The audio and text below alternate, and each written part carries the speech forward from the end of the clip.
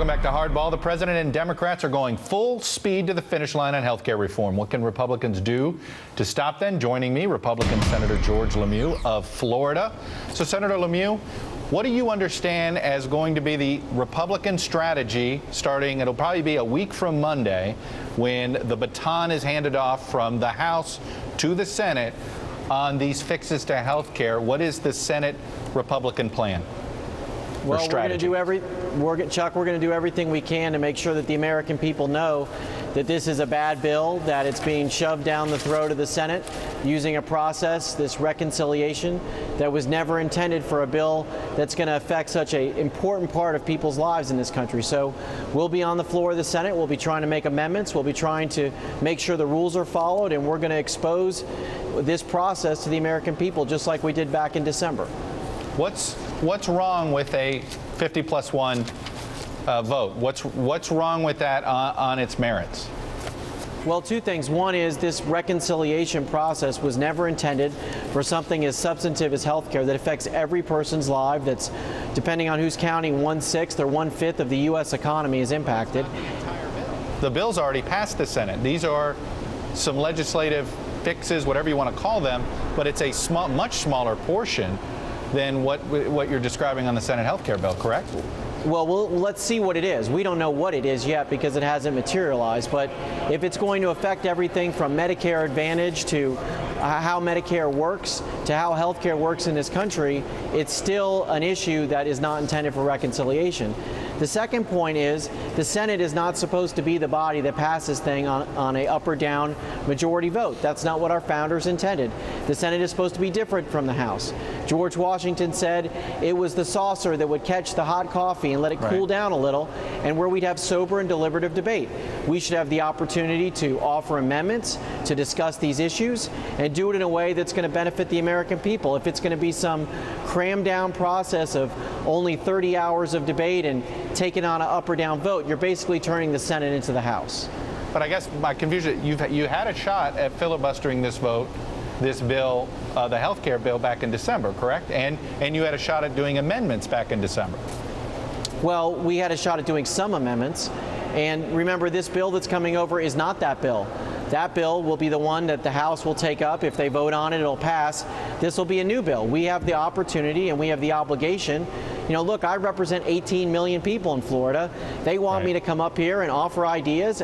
I've got a fraud prevention idea that some folks think might save $20 billion a year. I should have the right to bring that amendment forward. We should have a right to make this better. Traditionally, a piece of legislation this important would have lots of amendments, lots of debate, and we'd have 70 or 80 senators vote for it in favor of it. This bill's not like that. The Democrats have handled it very badly. I want to go to this issue of Medicare Advantage because it's an issue that is very important to a lot of Floridians. Do you think it's been fair to conflate Medicare, the government-run insurance program, with Medicare Advantage, which is a private sort of insurance subsidy that comes from the government? Well, they're both parts of Medicare. Medicare Advantage is a program that people in my state enjoy. We have more than 1 million people on it, and what it does more than Medicare. Correct? I mean, it's an addendum. It's sort of it's an extra policy you can purchase in addition to Medicare, though. Correct? No, it's another part of Medicare. You know, you have Medicare Part A, Part C, Part D. It's a part of Medicare. You can opt into it, and it is a program that provides a lot of wellness benefits.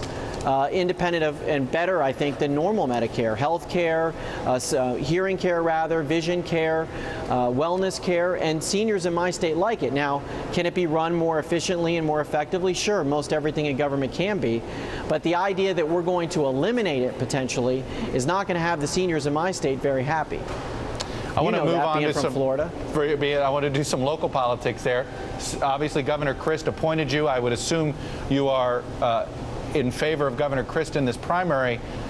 What kind of advice have you given Governor Christ on how to come back from what is turning out to be a very, very deep deficit to Marco Rubio? Well, I think Governor Christ is going to do fine. This race is just beginning. The election isn't until the end of August. This isn't like the Kentucky primary in 2 months. This election's held the last week of August. There's still a lot of time. And Governor Christ is a formidable campaigner, and if he is underestimated, whoever underestimates him would be at their own peril, because do you think Marco Rubio? Do you think he's ready to be a U.S. Senator? Well, I'll let the people of Florida decide that. I've worked with Marco Rubio when he was Speaker of the House.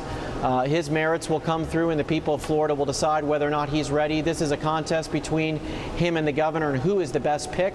And I think that's not a ringing endorsement. There's some, Senator Martinez the other day, who you replaced, said they were both qualified.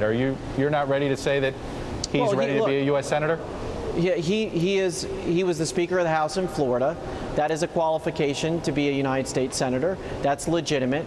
It's not a question of qualification. It's a question of who's going to bring a better vision, of who the people trust, who they think is going to do a better job in Washington.